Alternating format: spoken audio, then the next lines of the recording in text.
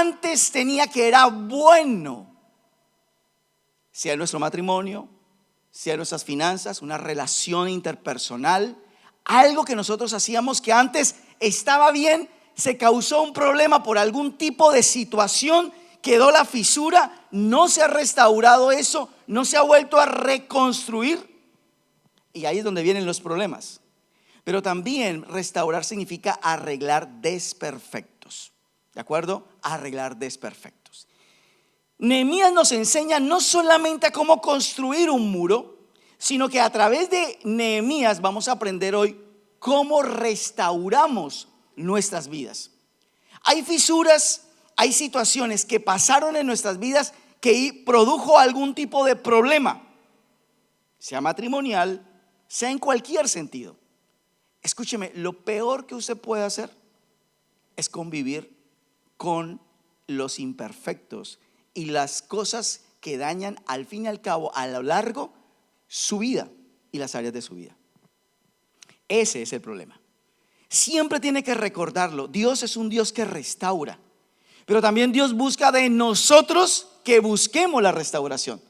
Por eso después de 70 años aparece Nehemías en Jerusalén y les dice: pero ¿por qué siguen así? ¿Por qué están viviendo de esta manera?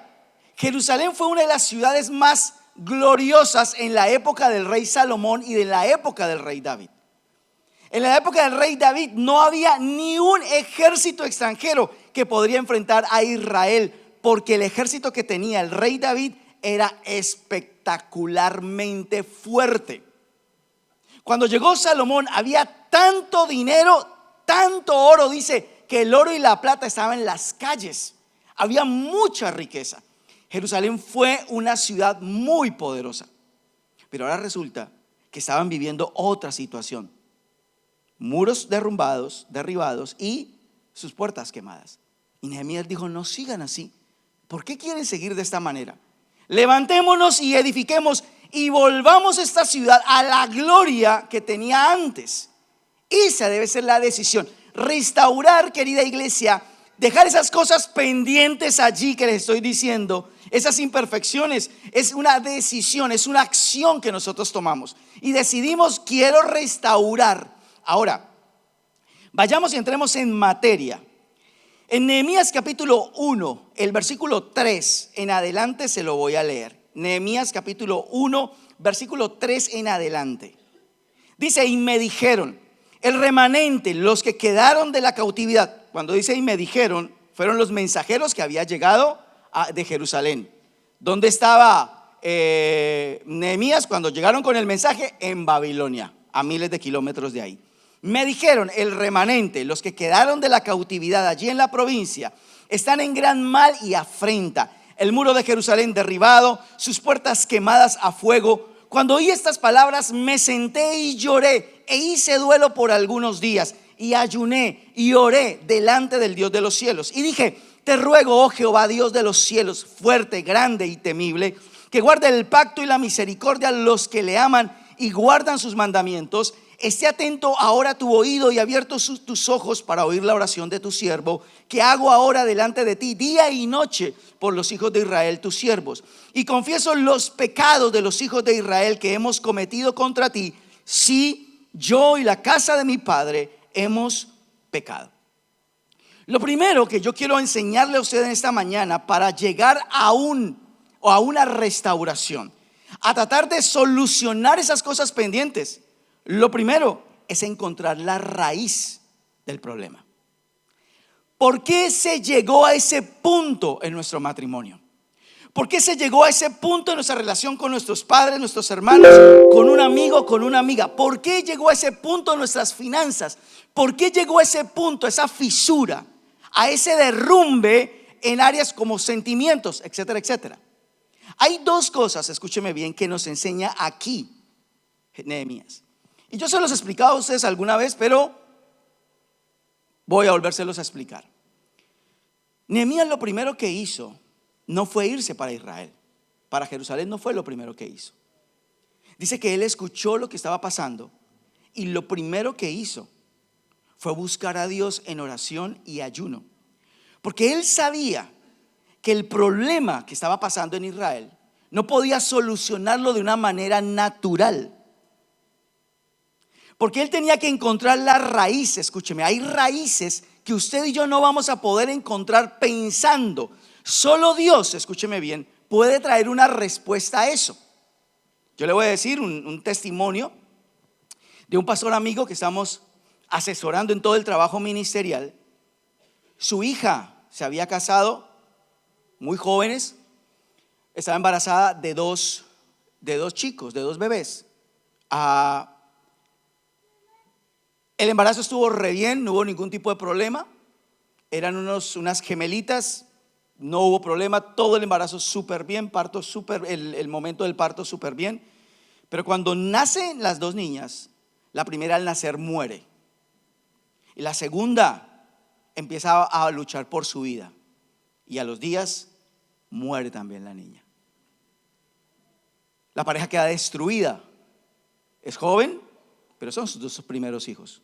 Y aparte de todo, venían por dos. Quedan muy destruidos. El pastor como abuelo, los pastores como abuelos quedan muy destruidos. Ellos me llaman y me comentaron el tema. Y yo les dije algo, esto no sucede porque sí. Siempre hay una razón por la que las cosas suceden. Hay que encontrar, les dije yo, la raíz del problema. Y les indiqué el método espiritual que en ese momento pensaba que era lo mejor, creíamos que era lo mejor, y ellos empezaron a hacer todo el tratamiento espiritual. Porque yo les dije, eso no lo podemos saber. O sea, ¿por qué mueren dos niñas al nacer? Muchas cosas pueden suceder. ¿Hay alguna raíz por la cual sucedieron las cosas? No lo sabemos. El único que sabe, eso es Dios. Si uno realmente quiere entrar a restaurar, que esto no vuelva a pasar, necesitamos saber en dónde estuvo la raíz. Cuando ellos hacen, porque los pusimos a hacer un tiempo de 40 días de oración, etcétera, etcétera. Viene el chico y me dice, pastor, descubrí en dónde está la raíz. Me dijo, mi bisabuela perdió 2 bebés y mi abuela perdió 2 bebés. Eso significa, hay algo que la Biblia llama, son maldiciones generacionales. Pasan de generación en generación, porque hay argumentos. Un rechazo, cuando se rechaza a un bebé, puede ser un argumento espiritual para el siguiente. No sé si me hago entender. Entonces, cuando ellos entendieron en dónde estaba, que esto era un tema de una maldición generacional, les volví otra vez a indicar cómo orar para romper esa maldición generacional. A los meses, ella volvió a quedar embarazada de uno solo. Tenía solamente un bebé. El miedo empezó a rondar, obviamente, por la cabeza, porque pensaban que esto se podía volver a repetir. Tuvo su bebé, normal, bebé, ya tiene meses de haber nacido. Creo que va a cumplir ese año. ¿Qué es lo que pasa? Que hay cosas que usted quiere solucionar, cosas pendientes de su matrimonio, cosas pendientes de sus finanzas, cosas pendientes en su salud, cosas que necesita restaurar. Pero a veces no entendemos que hay cosas que no se pueden solucionar por nuestras propias fuerzas. Hay cosas, raíz, que son muy ocultas, que solamente Dios conoce. Por eso a veces uno les dice, vengan, vamos a tener tiempo de ayuno, tiempo de oración. Ahí es donde Dios identifica las cosas. Pero se han acostumbrado muchos de ustedes a vivir en esas imperfecciones, en su vida, en su matrimonio, en áreas de su vida, que es lo que yo siempre les he dicho. ¿Cómo es posible que alguien no busque a Dios? Porque por más que tratan de arreglar las cosas en el matrimonio, no lo logran. Por más que tratan de solucionar el tema de las finanzas, no lo logran. Por más que tengan 40,000, 80,000, 120,000, 200,000, no les alcanza nunca el dinero. ¿Por qué es que siempre vas a un trabajo y lo pierdes? Cada tanto pierdes un trabajo. ¿Por qué cada vez estás pasando de mano en mano en una relación sentimental? Porque a veces no entendemos, qué mala suerte la mía. Pero no entendemos que hay cosas espirituales que solamente Dios conoce en dónde está la raíz. Y si usted no corta la raíz, recuerde que usted puede podar el árbol, usted puede tajar el árbol hasta el tronco, pero mientras la raíz esté metida en la tierra, volverá otra vez ese árbol a reverdecer. Lo mismo pasa con lo que usted haga. Usted puede tratar, esforzarse de mantener su hogar. ¿Cuántos hogares por generaciones se han divorciado? Hay familias donde el divorcio es una marca. Es una marca. Hay mujeres que han tenido hijos de uno, hijos del otro, no han podido mantener una relación. ¿Cuántas personas no han podido mantener un trabajo sólido más de un año? Pero piensan es que yo soy muy de malas, es que no hay trabajo. No, hay una raíz, hay un problema que usted no ha podido ver. Pero ¿sabe cuál es el problema? Lo peor es que usted se ha acostumbrado tanto que no entiende que para salir de esa situación y encontrar la raíz hay que buscar a Dios. Nehemías dice que se volcó a ayunar, a orar y a decir: Señor, algo está pasando. Él mismo entendió en medio de la oración y el ayuno que la culpa no era de Dios. ¿Sabe cómo terminó el pasaje que le leí? Dice: sí, mi casa y yo, mis padres y yo hemos pecado, fuimos culpables de esto. Y él detectó en dónde estaba el problema.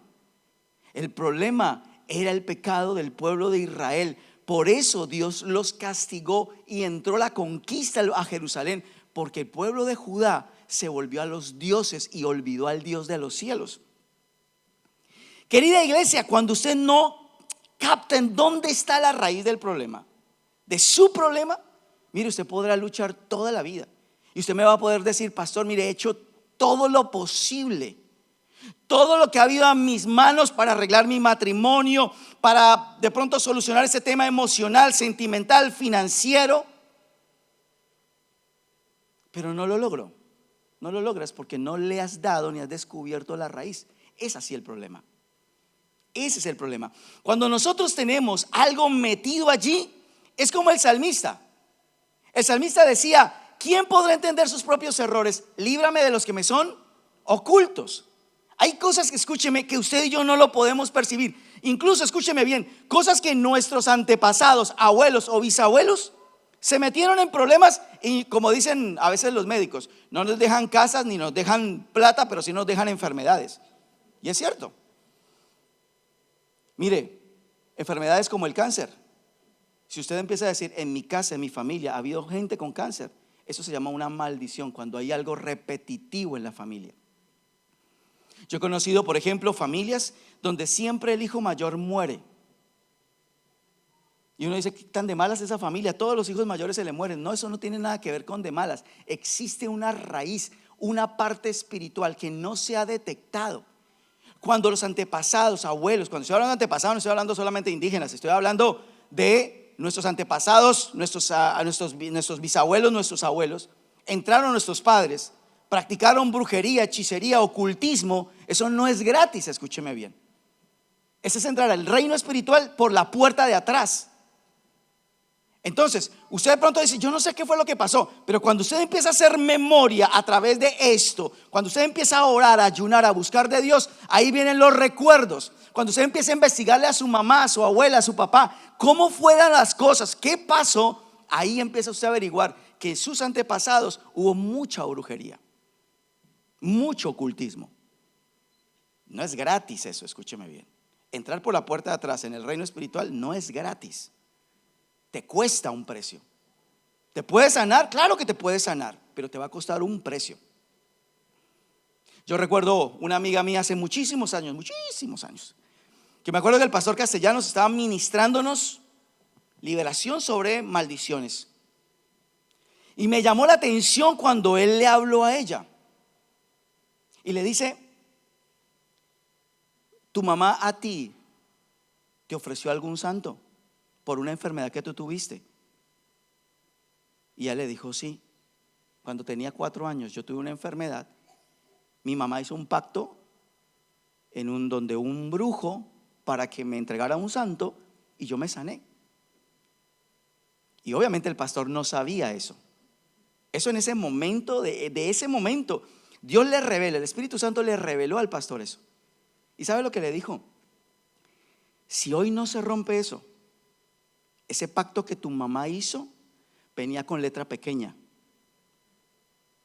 Porque ese espíritu que sanó que te sanó a ti a través del ocultismo, también dijo, pero a los 30 años me la llevo.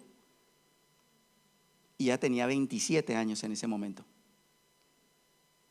Hay cosas, escúcheme bien, que se mueven en nuestras vidas que no son perceptibles en muchas cosas. A mucha gente le dice, no, es que muy de malas, todos se divorcian en mi casa. Eso no es cierto. Eso no es cierto. El divorcio no es algo normal cuando es repetitivo. Enfermedades como el cáncer, accidentes, gente que en familias se está muriendo alguien, pero siempre se muere con muertes trágicas. Eso no es, oh, qué malas nosotros. Pero escúcheme, ¿cuál es el tema? Aquí es donde yo quiero poner el énfasis. El problema es que aunque usted no lo sabe y usted sabe que hay que buscar de Dios, le puede más el conformismo con la situación que sacar tiempo para ayunar y buscar a Dios y saber qué es lo que está pasando. Por ejemplo, el 22 de agosto nosotros tenemos nuestra intercesión de una semana que muchas veces la hemos hecho de lunes a viernes de 7 a 8 de la mañana, todo por videoconferencia, por Facebook, todo por el Facebook de la iglesia. Pero mucha gente dice, es que 7 a 8 yo no puedo, pero es que bueno, pues entonces siga con su problema. El 1 de septiembre vamos a arrancar con 40 días de oración y ayuno, 24 horas de oración. Le vamos a meter ayuno, le vamos a meter intercesión, 24 horas. Ahora, no diga, o sea, no voy a trabajar. No, vamos a organizarlo por grupo, o sea, usted no se desespere. Voy a ayunar 40 días, me voy a morir de hambre. No, es hasta las 6, no se preocupe. Otro va a decir, hasta las 6, si solamente aguanto de 8 a 9 de la mañana. Usted tendrá que tomar la decisión, hermano, si usted quiere darle solución a ese tema o no darle solución a ese tema. ¿Sabe? El problema grande es cuando nos conformamos. El problema es cuando usted se acostumbra a ver esa patica de la silla cojeando y usted fácil le mete el papelito. Ese es el problema. Cuando coge el matrimonio, usted le mete el papel. Yo sé que él es así. Ya se le va a pasar. Ella es así. Ya se le va a pasar. ¿Y cuál es el problema? Que nunca pasa y la fisura se está convirtiendo en una grieta. Algún día me va a funcionar lo de las finanzas. En algún momento voy a salir de esta situación. Si no encuentras la raíz del problema, jamás, escúcheme bien, va a poder salir de ese problema financiero que usted tiene. Ahora, de pronto no le echemos la causa solamente a los abuelos, porque empezamos, no, esto yo estoy maldito por mis abuelos. No, o sea, todos ahora no le pobres abuelos, se me van a salir de la tumba todos los abuelos a jalarnos las patas, hermano, porque estamos hablando mal de los abuelos. A veces el problema es nuestro. Hay gente que no ha podido tener una libertad financiera porque son malísimos en hábitos financieros, malísimos, escúcheme cómo le estoy diciendo, malísimos. Entonces después dice, es que a mí no me funciona. Tuve un sueldo de 40,000, no me servía, de 200,000 no me servía, porque tienes un serio problema administrando dinero. No es un problema de su abuelo, porque empiezan, pastor, debe ser que mis abuelos fueron. No, sus abuelos no tuvieron nada que ver. Hay un tema que a veces es nuestro, cosas de carácter, maneras de pensar, emociones, sentimientos nuestros, que está dañando la relación, otras relaciones, mis sentimientos, mis emociones, mis finanzas. Hay gente que es mala, escúcheme bien, de trabajadores. Hay gente que, de verdad, mala como empleados. Y échele la culpa a los abuelos. Seguramente mi abuelo fue un mal empleado y me la pegó. Hay cosas que de verdad es un problema de la persona como tal. Por eso Nehemías dijo, yo y mi casa, mis padres y yo hemos pecado. No dijo, qué partida de impíos esos de Jerusalén, por eso están como están. Y mire, yo estoy bien, soy rico, soy copero. No, él siempre dijo, nosotros hemos pecado. Él se incluyó en el problema. Seguimos. Nehemías capítulo 2, versículo 11. 2:11 dice, llegué pues a Jerusalén y después de estar allí 3 días me levanté de noche, yo y unos pocos varones conmigo y no declaré a hombre alguno lo que Dios había puesto en mi corazón que hiciese en Jerusalén. Ni había cabalgadura conmigo excepto la única en que yo cabalgaba. Y salí de noche por la puerta del valle hacia la fuente del dragón y a la puerta del muladar y observé los muros de Jerusalén que estaban derribados y sus puertas que estaban consumidas por el fuego. Segunda cosa, evalúe todo el panorama. Escúcheme bien, evalúe todo el panorama. ¿Por qué le digo esto? Miremos la historia de Nehemías. Nehemías, a miles y miles de kilómetros, se enteró de la situación que estaba pasando con Jerusalén. Pero dice la Biblia, aquí en el pasaje que leíamos, que Nehemías sacó unos días antes de ponerse a construir el muro para revisar realmente todo el panorama, lo que estaba pasando. Fue parte por parte, porque recuerde que habían puertas en los muros y cada puerta tenía su nombre. Entonces Nehemías se fue de puerta a puerta mirando cómo estaba la situación, cómo la voy a solucionar. Es decir, vio todo el panorama. Ahora escúcheme bien, ¿cuál es el error que nosotros cometemos en el tema de restauración? Cuando ya identifica la raíz, el problema es que solamente vemos un punto de vista, no vemos todo el panorama. Por eso yo les decía alguna vez, cuando yo tengo o tenemos consejería con parejas, no recibo por individual. Porque cuando me dice el hombre, pastor, yo quiero hablar con usted, listo, no hay problema. Cuéntame, no, es que quería hablarle de mi esposa. Y bueno, su esposa no está para defenderse. Igual lo voy a escuchar. Y ¿qué hago, pastor? Y le dije, no haga nada porque yo no tengo ni idea de lo que su esposa piensa. O sea, me dice, o sea que tengo que traerle a mi esposa. Obvio, necesito escucharla a ella.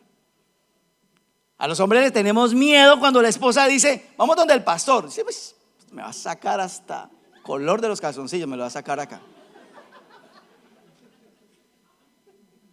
Porque, queridos hombres, nos gusten o no nos gusten, esa es la naturaleza, no de su esposa, de todas las mujeres. ¿Por qué? Porque a nosotros nos gusta escuchar los dos puntos de vista, ver el panorama completo. Cuando yo ya escucho al hombre y a la semana ya escucho a la mujer, digo, ok, ya sabemos cuál es el panorama. Ya lo sé. ¿Cuál es el problema muchas veces para eso? Que nosotros no tomamos todo el panorama, toda la situación del problema. Solamente vemos nuestro problema, vemos cómo el otro ha fallado, vemos cómo la otra persona, cómo me ha ido de mal, cómo fue ese empleador que ha sido injusto. Siempre vemos el panorama de nuestro lado. Pero cuando Nehemías fue, él quiso ver todo el panorama. Me habían contado cosas, ahora quiero saberlo. Mire, muchos de los problemas que existen entre parejas, entre amigos, amigas, compañeros de trabajo, estudio, lo que sea, siempre son por chismes. Siempre son por chismes. Que fulano vino y me dijo, y usted se creyó. Alguien me decía, no, pastor, a mí me dicen algo de alguien y a mí no me pasa nada con esa persona. Y le dije, siempre va a pasar algo. Usted no va a mirar a esa persona igual, así sea un poquito, la va a mirar así como medio rayadita, poquito, pero la va a ver diferente. Entonces escuchamos a la otra persona y nos llevamos una imagen del panorama que nos están diciendo. ¿Qué es lo que hay que hacer? Hay que investigar, hay que evaluar todo el panorama. Si ya investigué, si ya miré, si detecté que había un problema en la familia, yo empiezo a hacer investigaciones. Mami, pasó esto cuando yo nací, me rechazaron cuando yo nací, porque cuando se rechaza a un bebé también implica argumentos espirituales sobre ese bebé y sobre generaciones futuras. Cuando han habido abortos, eso es parte de argumentos espirituales que la gente no sabe porque no entiende la parte espiritual. Hay gente que dice, no entiendo. No entiendes porque hay que saber un poco en la parte espiritual que eso acarrea muchos problemas. No solo físicos. De pronto físico puede solucionarse, pero a nivel espiritual eso acarrea argumentos. Abortar, rechazar, regalar a un bebé, todo eso empieza a afectar. Cuando tú investigas y empiezas a ver todo el panorama, puedes realmente buscar una restauración plena. Tengo un problema con mi cónyuge. Bueno, voy a evaluar todo el panorama, no solamente como yo lo veo. También me toca ponerme sobre lo que está pasando con mi compañero, con mi cónyuge. Yo recuerdo un líder que siempre tenía una muy mala relación con su papá. Mala relación con su papá.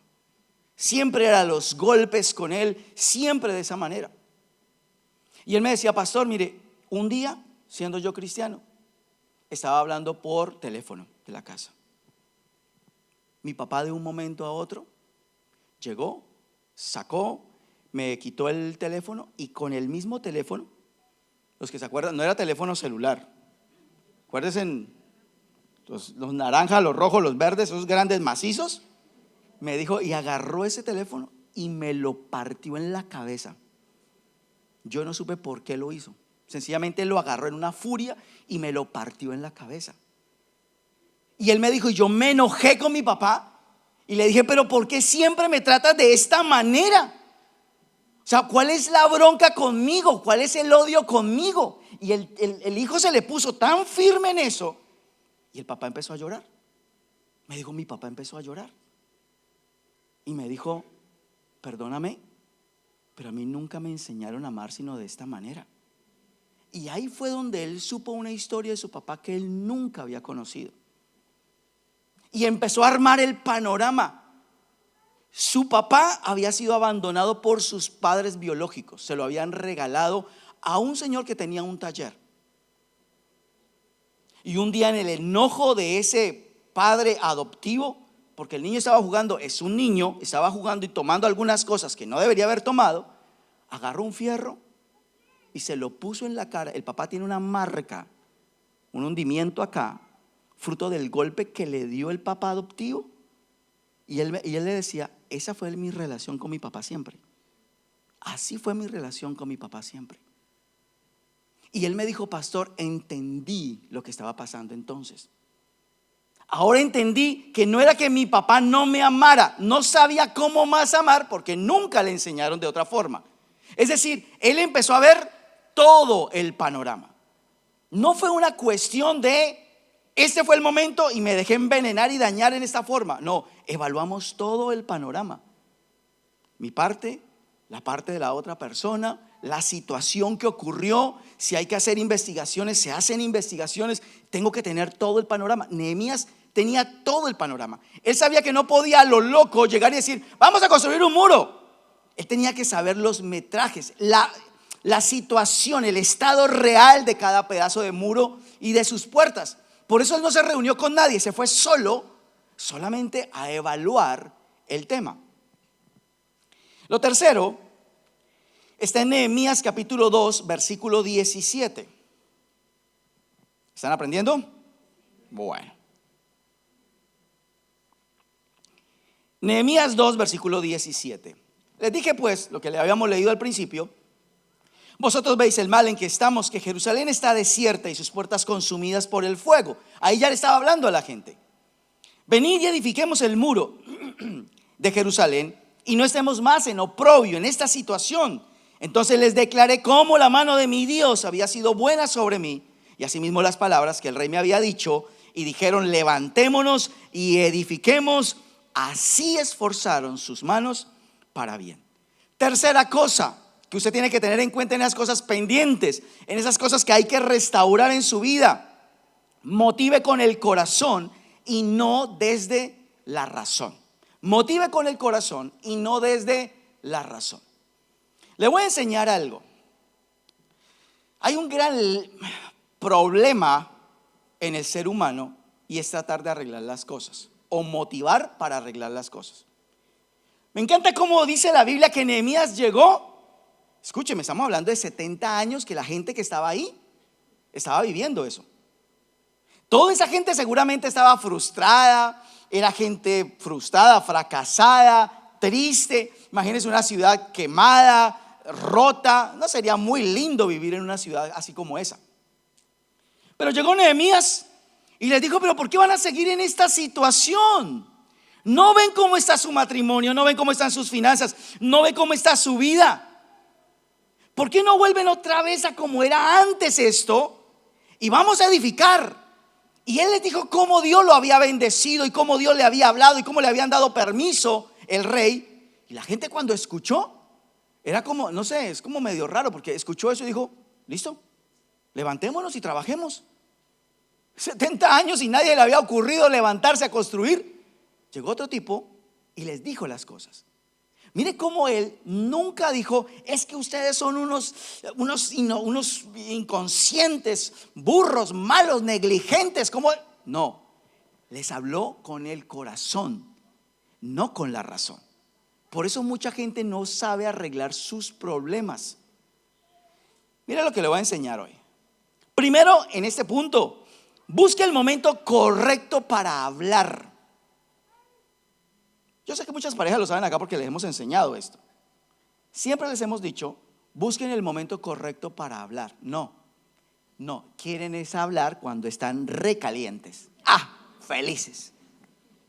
Mira, yo no quiero hablar ahora, pero yo sí, necesito que hablemos. No, dejémoslo para. No, yo necesito que hablemos ahora. Les va a salir re bien el arreglo. Les va a salir re bien. Siempre uno enseña, las cosas cuando se arreglan hay que arreglarlas en el momento correcto. La otra persona no está dispuesta, no siga torturándola para arreglar las cosas, porque escúcheme, le va a salir mal. No, mal no, terriblemente mal le va a salir. Porque nadie en medio de una gritería va a decir cosas lindas. Nadie. Yo nunca he escuchado eso. Que diga, tú eres una bendición de Dios, yo te amo mucho, pero es que la verdad. Yo nunca he escuchado eso así. Siempre se termina diciendo, es que no deberíamos ni habernos casado. Pues entonces separémonos. Pues sí, si quieren. Y uno dice, ¿y dónde arreglaron? No, porque teníamos que arreglarlo ya. Ya teníamos que arreglarlo. Pues ahí está su arreglo. Hicieron el problema así, más grande. Si antes era una fisura, ahora es una grieta, es un hoyo negro por donde está comiendo todo. ¿Sí me hago entender? Hay que buscar el momento. Estamos en caliente, esperemos al otro día o cuando nos bajemos. Porque uno en medio del enojo y de la ira dice y hace cosas que después uno dice, ¿para qué dije eso? No era necesario. ¿No le ha pasado a usted? A mí sí, de pronto a ustedes no. Son más santos, más perfectos. Pero a veces uno dice cosas y cuando ya se te baja, uno dice, no, pero tampoco tenía que haberle dicho así. Y ahí empieza, ¿qué empieza a funcionarle? La culpa. No, yo no tenía que haberle dicho así. No, ay no, qué macana terrible, Dios mío. Porque no sabemos saber buscar el momento para solucionar las cosas. Otra cosa, busque las palabras correctas para hablar. Se pueden decir las cosas de 1000 formas, pero preciso agarramos la peor. Me encanta cuando el apóstol Pablo dice, póngale sazón, sal a sus palabras. Me encanta, porque literal, ¿cómo hace un huevo usted sin la sal? Horrible sabe el huevo.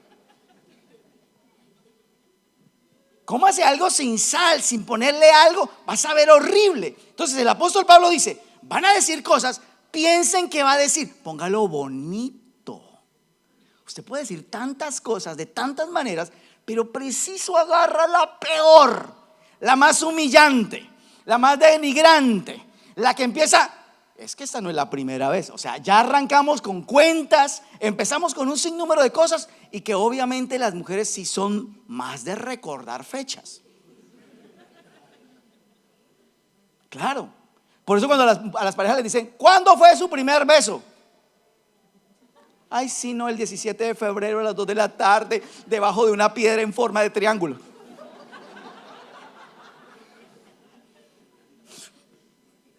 Y uno queda como loco. ¿Cuándo fue eso? La otra vez yo recuerdo que no sé qué estábamos viendo con Betty, un video o algo así, de una pareja que estaba en un parque con una tortica ahí haciendo picnic y como celebrando algo. Y Betty me dice, ¿te acuerdas, mi amor?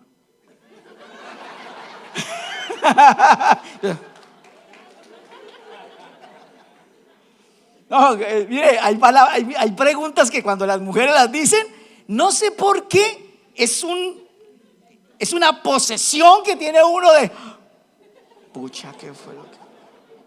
Cuando ella me dice, ¿te acuerdas de eso? Y yo, ay, ¿de qué me tengo que acordar? ¿De qué me tengo que acordar? ¿De qué me tengo que acordar?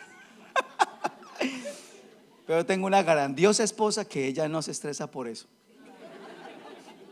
Me dice, ¿te acuerdas cuando celebramos nuestro primer año de noviazgo? Que ella me llevó a un parque, a una plaza allá en Bogotá, y tendió un mantelito y puso, en Bogotá no está muy acostumbrado uno a hacer eso, la verdad, no es parte de la cultura. Tendió un mantelito, puso una torta y celebramos el primer año. ¿Era el primer año o el primer mes, amor? Primer año, ¿cierto? Ahí la tengo para que después no digan, la pastora no está, por eso el pastor habla acá. Pero cuando primer año, ¿no? ¿Mes?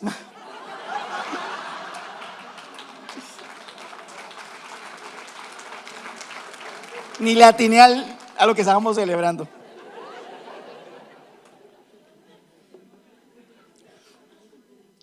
Cuando somos novios celebramos el primer día, la primera semana, primer mes y medio, los primeros 18 meses. Ya se casan. ¿Cuántos años tienen casados? Mija, ¿cuántos años tenemos de casados? Ni idea. Entonces, busque las palabras para arreglar las cosas. No ponga un problema. Hay escúcheme, muchas maneras como uno puede decir las cosas, pero preciso elegimos las palabras que no son. Sazonar significa eso para el apóstol Pablo.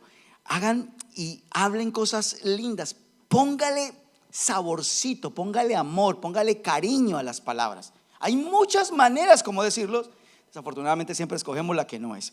La siguiente cosa dentro de ese punto: aprenda a escuchar. Es importantísimo. Cuando usted va a hablar con alguien, cuando usted va a motivar a alguien a eso, a arreglar, a restaurar algo, usted tiene que aprender a escuchar. ¿Qué significa aprender a escuchar? Que yo me siento para entender que esa persona tiene algo aquí en el corazón que me quiere decir. Nosotros cómo utilizamos el escuchar. Tú me estás hablando, pero yo ya estoy pensando cómo le argumento lo que me está diciendo. Entonces la esposa dice: mi amor, porque tú no has sido romántico. Y empieza uno: no, pero yo sí fui romántico la otra vez que y le contestan en vez de decir: mi amor, perdóname, de verdad, me voy a esforzar. No, empezamos a argumentar. Entonces queremos es que yo gane el punto de vista. No somos felices. Estoy hablando de las parejas. Somos re felices cuando hay que ganar un punto de vista. Cuando la mujer gana el punto de vista, que normalmente siempre lo ganan, bien. Cuando uno de pronto en algún momento gana el punto de vista, como un día el pastor Castellanos me decía: dígame un hombre que haya ganado un punto de vista y le haya ido bien.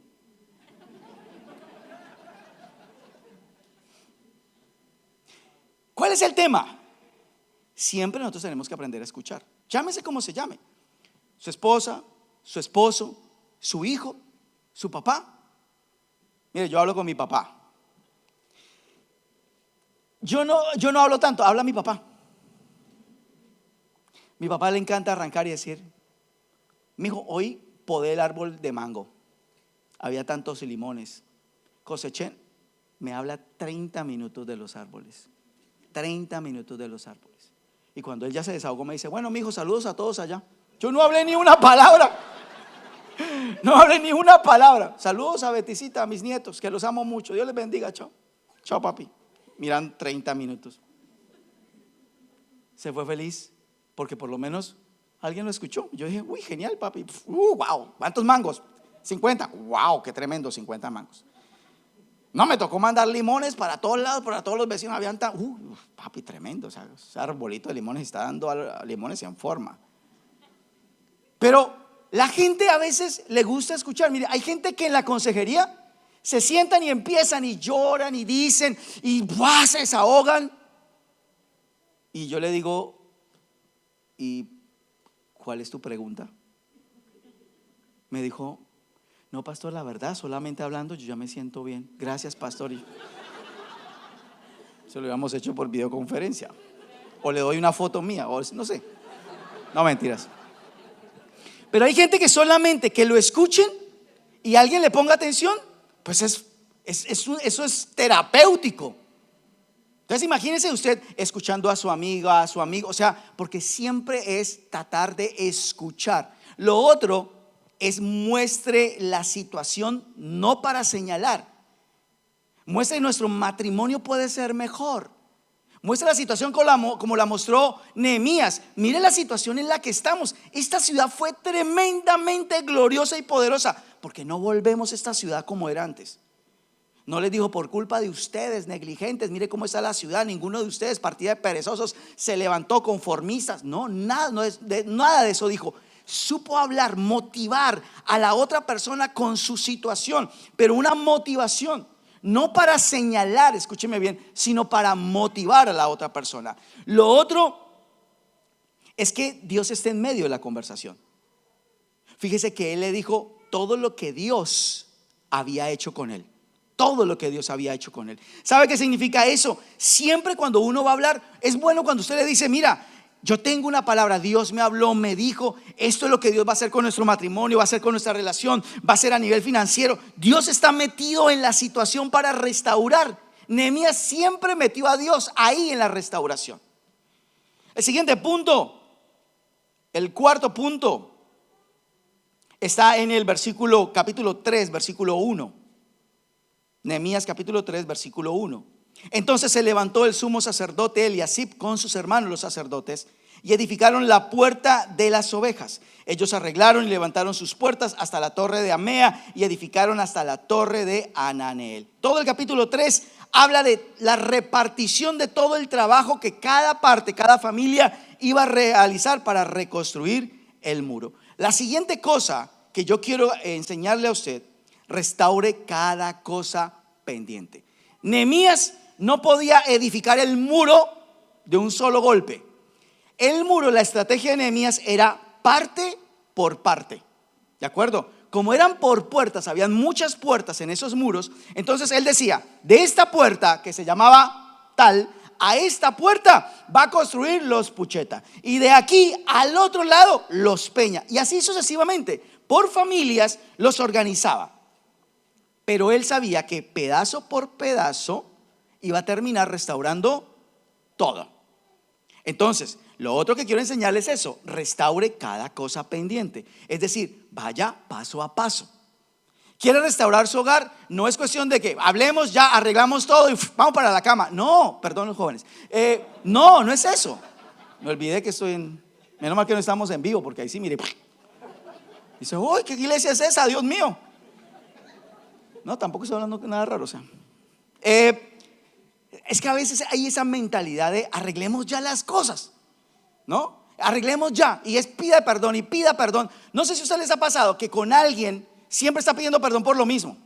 Pide perdón, perdóname, mira, nunca lo vuelvo a hacer. Al mes, otra vez, perdóname, nunca más lo vuelvo a hacer. Y siempre la repetición de la repetidera. Y hay perdón siempre. ¿Qué significa eso? No nos dedicamos a organizar por qué estamos llegando a esa situación. Muchas parejas, muchas relaciones interpersonales, mucho tema con respecto, por ejemplo, a finanzas, tiene que ver que no hemos arreglado de fondo. Una persona con problemas financieros que dice: necesito trabajo, y busca trabajo, y por más que sea bueno el trabajo, si no tiene buenos hábitos financieros, no te va a servir el trabajo. Si no eres buen empleado, si no sabes ser una persona diligente, excelente, prolija en tus cosas, obviamente no vas a durar en un trabajo. Entonces hay cosas que yo también, en eso uno tiene que mirar: ¿por qué es que yo no puedo mantener un trabajo? Ya miré mis raíces y no, mis abuelitos no tienen nada que ver en el asunto. Ahora yo tengo que revisar mi propia vida. Entonces tengo un problema de hábitos, malos hábitos financieros. Bueno, entonces voy a empezar a revisar, voy a empezar a organizarme, voy a empezar a hacer las cosas paso a paso, del muro hasta terminar de restaurar las cosas. Amén. Y lo último, porque ahora Ernie es el que me dice: último punto, ya pasó. Bien, Ernie, ahí en la jugada. Por último, esto era un paréntesis para cumplir mi promesa con Ernie. Nehemías capítulo 6, versículo 2 en adelante. El problema es que falta la segunda, Ernie. Falta la segunda reunión. De pronto acá no sale algún currículo, pero en la segunda de pronto también no sale más. Claro. En Nehemías capítulo 6, versículo 2 en adelante, la última parte para que usted tenga todo el engranaje de cómo restaurar. Dice: Sanbalat y Gesem enviaron a decirme: ven y reunámonos en alguna de las aldeas en el campo de Ono. Mas ellos habían pensado hacer mal, y les envié mensajeros diciendo: yo hago una gran obra y no puedo ir, porque cesaría la obra dejándola yo para ir a vosotros. Sanballat y Gesem eran enemigos de Nehemías. No querían que levantara el muro, pero ellos querían como distraerlo, diciéndole: ven para acá, arreglemos las cosas entre nosotros, arreglemos la situación. Y él decía: mire, muy lindo el detalle de querer restaurar las cosas conmigo, pero no tengo tiempo porque tengo algo muy importante que hacer. Si me voy donde ustedes, va a detenerse esto importante que yo voy a hacer. Entonces, escúcheme bien, lo último es: no se desenfoque. No se desenfoque. ¿Sabe cuál es el tema? Voy a decirles cuál es el tema.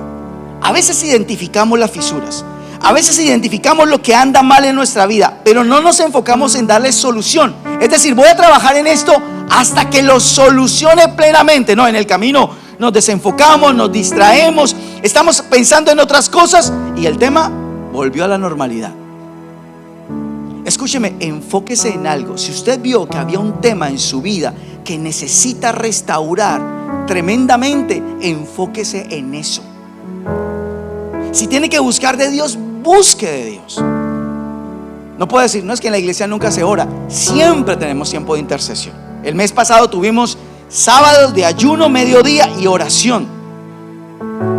Tenemos ahora lo que yo les decía, el 22 de agosto tenemos nuestra intercesión. Ni siquiera se tiene que mover de su casa. Y el 1 de septiembre, si usted me dice: yo nunca he hecho un ayuno tan largo, bueno, aquí está su desafío. Quiere restaurar cosas, quiere encontrar raíces, quiere que de verdad algo pase en su vida, en su matrimonio, en sus finanzas, en su salud. Busque a Dios, porque cuando uno lo busca, dice la Biblia: cuando me buscan, me hallan, me encuentran. Y eso que antes usted no podía ver, lo va a poder ver. No deje las cosas pendientes sin enfoque. A veces olvidamos lo importante y nos preocupamos más por lo urgente. No, si usted tiene un problema, enfóquese en eso. Hasta que termine, restaure y levante lo que tiene que volver a levantar. No permita que esto se quede como: ahí vamos, en algún momento lo vamos a hacer. El problema, desafortunadamente, en muchas personas es que no se enfocan, se distraen con facilidad, y por eso sus matrimonios se sanan por un tiempo y vuelven a recaer en el mismo problema, porque realmente no restauraron, no se dedicaron a restaurar paso a paso. Sería muy bueno que usted repasara esta charla, que usted la meditara, porque son pasos importantes en la restauración. Amén. Vamos a ponernos en pie.